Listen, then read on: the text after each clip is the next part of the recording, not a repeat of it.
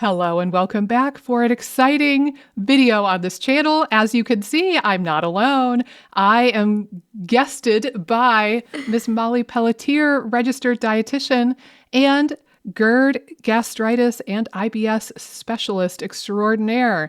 And you guys know I talk an awful lot about IBS and SIBO on this channel, but not so much GERD and gastritis. I do try, but it's not the mainstay of this channel. So I thought, what better way to talk about this topic than to bring on somebody who knows a lot more about it than I do. Welcome, Molly.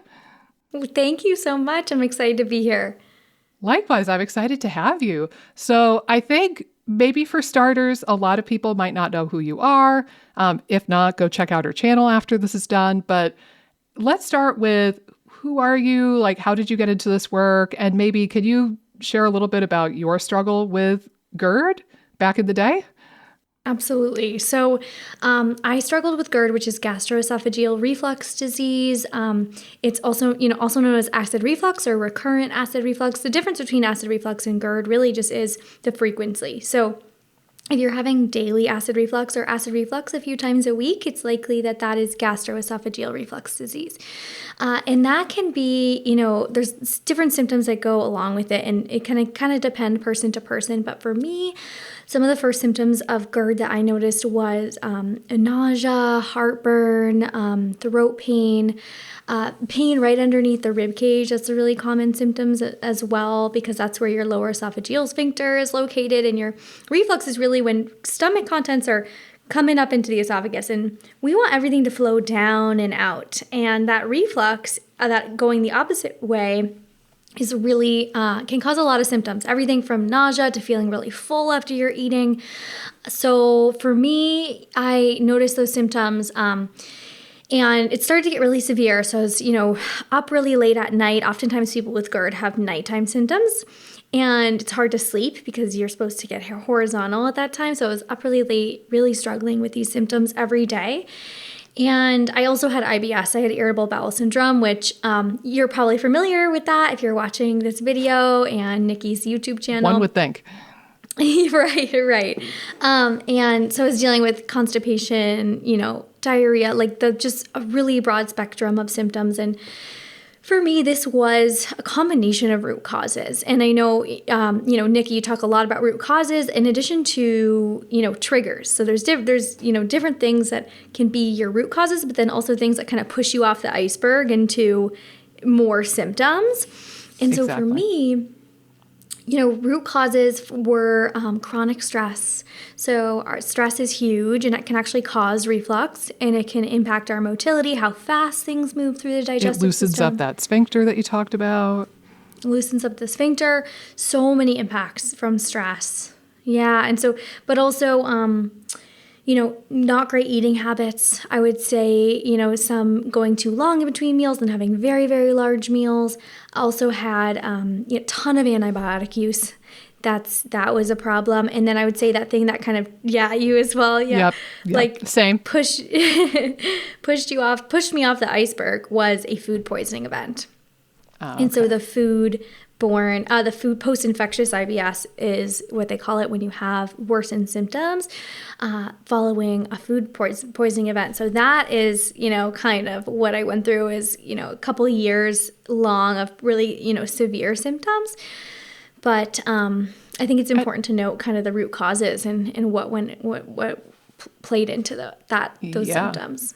Well, I think that's probably the number one or the number two question on everybody's mind, right? Is what are my root causes and how do I feel better or how do I get rid of it? Mm-hmm. Those are probably the top two things that people spend their time and effort thinking about in regards to their healing journey. Now, out of curiosity, I know that you are also certified as a yoga instructor, right? I'm assuming that the yoga came after and that was part of like the kind of journey out of that hole, so to speak, or am I incorrect in assuming that? It actually came before. So I've been a yoga teacher since 2014. And so I was really into yoga. That was actually going to be my career before I decided I was going to be a dietitian. I wanted to be a yoga instructor. But then I realized I didn't want to do that forever. And I went back to school to become a dietitian. And when I went back to school, that's when all this started, because I was in a really rigorous program. And I went to Boston University for undergrad and graduate school.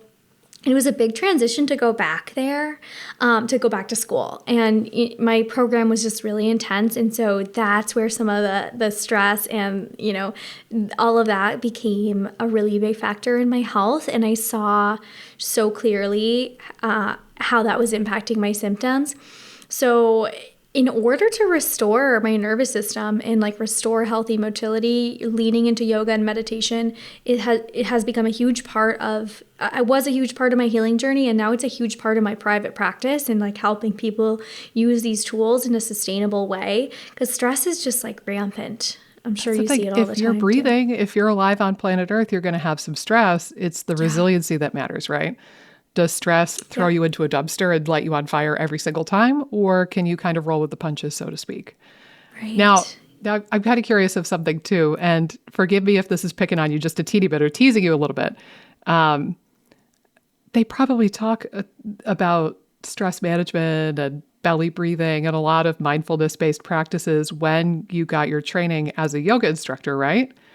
So would you say that you were in this position where you had a lot of the knowledge that could have helped you, but you were maybe having a hard time applying it into your life? And I ask because I had a yoga instructor in FODMAP Freedom, and we found the same thing with her. She was like, I could teach this to other people, but I was having this disconnect where I wasn't finding ways to apply it in my own life. She practiced yoga every day, but stress was the number one driving factor for her symptoms too. And despite doing yoga every day, she found that she really needed to work on her nervous system and work on her stress management. But again, she was a yoga instructor. So it's kind of comical of all the people in the world who this could happen to. Would you say that you were in a same kind of boat as her? Yeah, absolutely. And I think, a lot of my clients and myself at that time period, we know what to do, but it's really hard to motivate to get there. And when you're really thinking about the symptoms, you're always thinking about the symptoms and what's going on.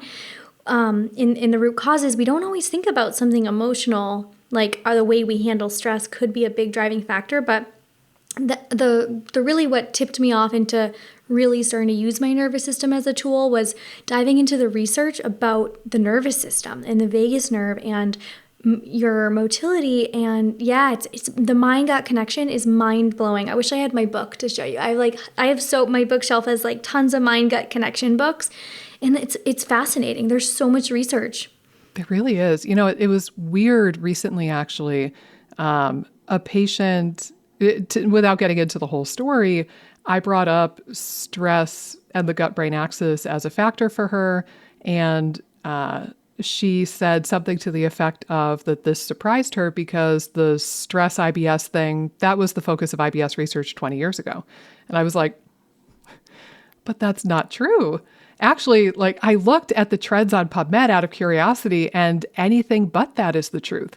You know how when you search on something on PubMed, it'll give you the graph, the bar graph with how many papers per year were published with those search terms?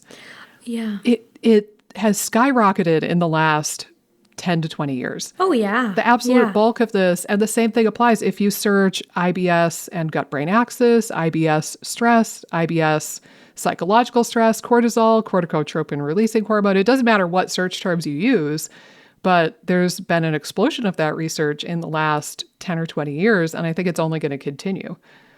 So 100%. Yeah. It affects us deeply and in more ways than we could possibly fathom. Right. I totally agree. So it has to be, it's not the only part of a treatment plan, but it has to be. It's really hard to make progress if that is being ignored. Yeah. Well, to be quite frank, have you ever seen a patient or a client where they are just purely stressed out, but their nutrition is 100% on par and they get movement and they do, you get what I'm getting at, right? It's never the only thing. We're never going to see somebody where the pie chart is 100% stress and they're just nailing everything else. But it is a significant part of most people's stories, if not everybody's story in this world. Yeah.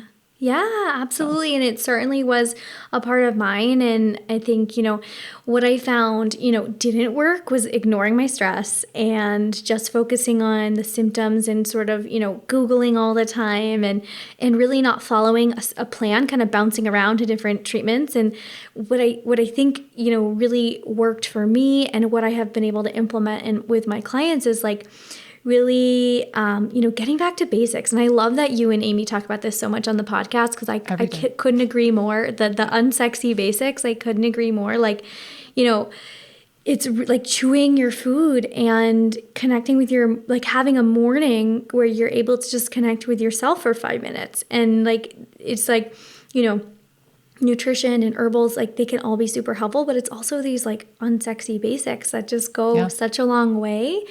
And we get lost, in a journey, in a gut healing journey. We forget about, okay, is my meal balanced? Am I managing stress? All of these things. So yeah. It's, again, I will say it from now until kingdom come. I don't care how many episodes we do on that podcast or how many videos I do here. 90% of it is the unsexy basics. 90% of it for 90% of people, I would say. And then the other, the remaining 10% of people, maybe the unsexy basics is like 80% of it and then 20% something else. But it's almost never, leaky gut or mast cell histamine stuff or hormones or detoxification or mercury toxicity. It's almost never that as a primary driving force. It's the nutrition, the movement, the sleep, and just like the timing of your life, not even just sleep, but are you eating your meals around the same time every day? Mm-hmm. Or are you sometimes skipping breakfast, sometimes having a huge breakfast, sometimes having a little breakfast, sometimes you skip lunch, sometimes lunch is 2 p.m., sometimes lunch is 12:30. Your body's just trying to figure out what way is up and what way is down at some point. Right, exactly. But I'm glad that you mentioned that Googling and putting together a hodgepodge was one of the things that did not work for you. And ironically, here's the thing. We are on YouTube right now on a free platform. And realistically, probably a lot of people listening are doing exactly that. They're kind of piecing a little bit together from your channel, my channel, Ruskio's channel, whoever else, this one Pimentel thing that they listen to, this one webinar they listen to, and they're just trying to make sense of what they're dealing with and they're trying to move forward. So here's kind of the tough question. If you could speak to the people listening right now directly and just give them like 1 or 2 or 3 ideas of what they could start implementing sooner rather than later, do you have any, aside from work with me or Nikki? Like obviously that would be an excellent choice, but without spending a crap load of money or enrolling in one of our things, like, do you have any kind of starting points where you would recommend them? Definitely. So for GERD, having a mealtime schedule is something that has helped my clients so much. And it doesn't have to be same time every day. Like, it's not super strict, but having a framework for your meals. And a pattern that has worked well for a lot of my clients is about 3 meals and 1 snack. And so kind of looking at your day and trying to incorporate, balanced meals and snacks about 3 to 4 hours apart, having these meals and snacks. And then, thinking about shifting your lunch or your breakfast to be your larger meal versus dinner. It's very counterculture. But for GERD, it's really helpful if you have, 75% of your calories before like 5 p.m. So thinking about breakfast or lunch being a larger meal, and then maybe thinking about an afternoon snack so you can have a little bit of a lighter dinner. And that way of eating has been super helpful. And, trying not to graze all day. That's important for SIBO prevention, but also GERD, having these intervals where we're not eating is also helpful to give your digestive system a break. And we already talked about stress. So that would be another huge thing. But like, where in your day can you incorporate 5 minutes of stress management, whether that's journaling, breathing, even just like deep breathing, doing nothing, getting outside, like, try to incorporate something to just decrease your stress cup a little bit. I think, starting in those places could be really transformative. Yeah, and it's so interesting that you mentioned bigger meals in the front half of your day, because you just said not 10 minutes ago that a lot of people with GERD have nighttime symptoms. So if your stomach is a little bit less full and kind of overburdened, overwhelmed at that time, it can help reduce those symptoms probably. But also it's better for metabolism. I haven't gotten super into this world yet, but I think they call it chrononutrition. The idea of like when you eat matters and how to optimize that for health purposes. Yep. But I think as far as like insulin resistance, metabolic syndrome, machinery type stuff goes, I think that's been pretty well documented if I remember correctly. But meanwhile, everybody thinks that they're doing intermittent fasting. And what do? You skip breakfast, baby, because nobody has time in the morning for breakfast. We're all running out the door and getting to the first meeting of the day or getting into the car to do a commute that we hate. So it's just super easy in our stressed out, busy lives. It's just super easy to skip breakfast, but that's the exact opposite of what people should be doing if they really want to do intermittent fasting the right way. Yeah, and that's a question that I get so often is like, is intermittent fasting, is it good for people with digestive issues? Is it good for GERD? And, it's so individual, but I would say for GERD, we really want to avoid getting overly full at mealtime. So I tell my clients like 80 to 90% fullness. We want to start to get in touch with our hunger cues because when we get to that 110% fullness, it's a really big acid reflux trigger. So thinking about 80 to 90% fullness will keep you more comfortable in terms of a reflux prevention standpoint. And that takes time and practice, and it takes not getting so hungry. Like if we go so long without eating and we're starving at that meal, we're going to go to 110% fullness. And so, it kind of all goes, those two things go hand in hand. Yeah, that makes sense. And it kind of reminds me of a Michael Pollan bit. Not a bit, but he mentions that idea in when he was writing and promoting his book, Food Rules.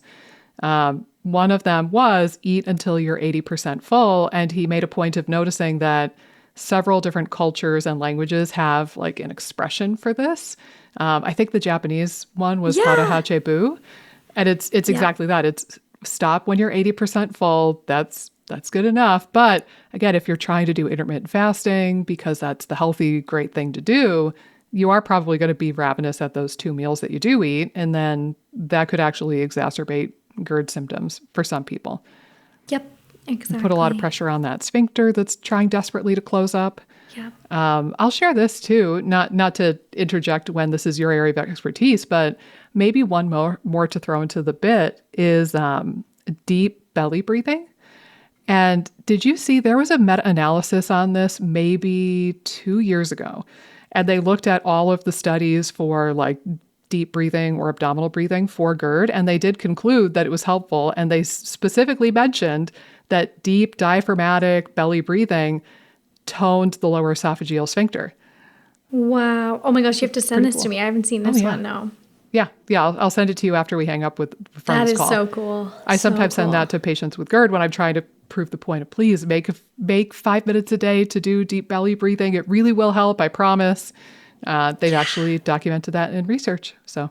Oh my God. I love that. I do tell my clients like pause for deep breaths throughout the day. And like, if there's someone who's really, having a hard time with their nervous system, like I'm like, take that long exhale, like deep belly breathing. I teach them how to do that. And then I'm like, on your exhale, tell your body you're okay. Like, I'm okay. Everything is okay. And your nervous system needs that message. So it's like your breath is telling your nervous system, but then when your mind is also telling you.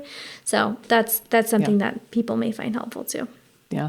Yeah. I think a couple of potential benefits there. It's relaxing. I think also anatomically it makes sense because the lower esophageal sphincter and the esophagus kind of goes up through the diaphragm right at about that level. So I think the lower esophageal sphincter and the diaphragm, like the muscle fibers and the connective tissue might be so close together that they get a chance to intermix. And we can't train the sphincter consciously. I mean, if you can, more power to you. But I personally do not have such control over my nervous system where I can go, okay, this sphincter opens, this one closes, ready, go. Like that's not something we have voluntary control over, but we can control our diaphragm voluntarily if we choose to do so. That's the one wacky muscle where we can control it consciously if we want to, but if we forget, it'll just go on autopilot for us, thank God. Right. So yeah, I wonder if there's an anatomical reason for it too, as well as the, oh, you're relaxing and getting more into rest and digest kind of mechanism. Yeah, that's So fascinating. cool stuff. But I have just a couple little questions for you, if I may. So I polled my audience to ask them questions for today's video. This one might be a fairly straightforward yes and no. Can antibiotics trigger gastritis? I think yes. I don't know if there's any like necessarily hard research on that, but I definitely see a lot of clients who have had rounds and rounds of antibiotics and are dealing with now gastritis, but it's difficult, and I think there's multiple root causes. But I do think so. In terms of, triggering inflammation in the stomach lining, I would say yes. Yeah, I would think maybe from the inflammation standpoint. Also, we only ever talk about H. pylori, but there is a whole microbiota in the stomach itself that we now know of, and you could probably induce dysbiosis of sorts in the stomach. Mm-hmm. It's going to be a bit different because there's not as many species that live in the stomach naturally, but I bet that if you take enough antibiotics, you can induce a dysbiosis in the stomach itself, mm-hmm. not necessarily the intestines. So I think both of us will give this a highly plausible, but we haven't done the deep dive on PubMed to say for sure yes or no. How about that? Yeah. That fair enough? Mm-hmm. Another one, let's see. And that was from Alex, by the way. Then Megan also had a really good question. How do you address chronic gastritis alongside stomach acid deficiency? How do I increase acid without irritating my already irritated stomach? And 3 people gave that one the thumbs up. So that one must be a common enough question. This is a big question in the functional medicine space and the conventional medicine space because, low stomach acid hypochloridria has been associated with SIBO as a root cause, but not necessarily GERD. That literature isn't there yet. But there's some speculation about that as a root cause. And we would never want to add HCl or any sort of acid on a tissue that's already inflamed. So, with my clients that have a lot of throat burn, a lot of heartburn, gastritis, I'm not using acid supplementation. We want to support your body's natural production of stomach acid. How do you do that? Enough nutrition, so enough protein, zinc, B12, iron. That's fundamental. Enough nutrition is essential. And then using, vagus nerve support and nervous system regulation, so your body feels, that your body can produce enough stomach acid. And if we're in a stress environment, our body will down-regulate our digestive juices. And so that's key. That's so key. Yeah. Incorporating those pieces of stress management. And then I'll sometimes use, digestive bitters. Sometimes I'll use those, or even bitter herbs, teas. And chewing your food really well, eating foods you enjoy to get your, getting that cephalic phase of digestion, eating foods you love. And definitely chewing, huge. Mealtime hygiene is key. Yeah. Yeah. And that's basically what I probably would have said too. I think mealtime hygiene and dare we call it mindful eating? I think I don't know if I want to use that term necessarily because there's a lot to that, but being more present with your food, taking a moment to actually taste your food, actually chew your food. A lot of my students in FODMAP Freedom have said numerous times through that just taking a second to smell their food before they put it in their mouth has been tremendously helpful for them. That's one of the things I recommend for them. So awesome. Even just taking 2 seconds to take a whiff of your food before you put it in your mouth can be really helpful. The way I rationalize it is you've got to tell your brain that food's coming because it's the brain that ultimately tells the gut, hey, food's coming in. We need you to work now. So that's kind of the way I see it, at least. But yeah, I think being more present with your food, more mindful with your food. I love that you mentioned nutrition. You have to have the building blocks to make stomach acid. Otherwise, good luck to you.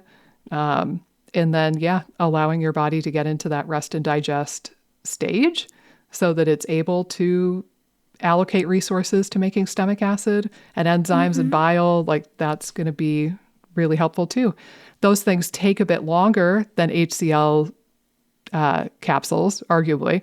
And that's why I kind of do a bit of both in FODMAP Freedom personally. I'll tell people, here's the betaine HCl. This is the cheater pumpkin eater way to get you digesting your food better very quickly. But regardless, you need to focus 95% of your time and effort on, again, letting your nervous system know that food's coming in and getting into rest and digest and like all of that crap that we just said. You need to focus most of your effort here, but here's a little cheat just to get you feeling better, maybe a bit sooner. But if you can't take betaine HCl or apple cider vinegar or something to boost your acidity in the moment, you can absolutely still work on those other things. It just might require a teeny bit more patience is all. So. Definitely. Wow. Oh my goodness, Molly, I could talk to you all day, and Lord knows we have. We've had you we have had you as a guest on the IBS Freedom Podcast twice now. You're our only twofer so far. Oh man, you're setting the bar pretty high there for future guests. But I think that is where we'll wrap up for today, at least for the purposes of this YouTube video. Guys, if you want to know more about Molly, you can go check out her YouTube channel. It's the same name, Molly Pelletier RD, right, as your YouTube channel name. So that's easy enough to figure out. Also, we did just record an episode with her on the IBS Freedom Podcast not that long ago. I think it was either August or September we posted that episode. Yeah, August, I think. Yeah. Yeah, so if you want a full hour-long conversation with Amy and I and Molly, then go ahead and check that out. I'll link both Molly's channel and that episode of the podcast in the description of this video. And then otherwise, we will see you around the internet. Thank you so much for tuning in. Awesome. Thanks so much, Nikki. Always great chatting with you. Thanks for coming on, Molly.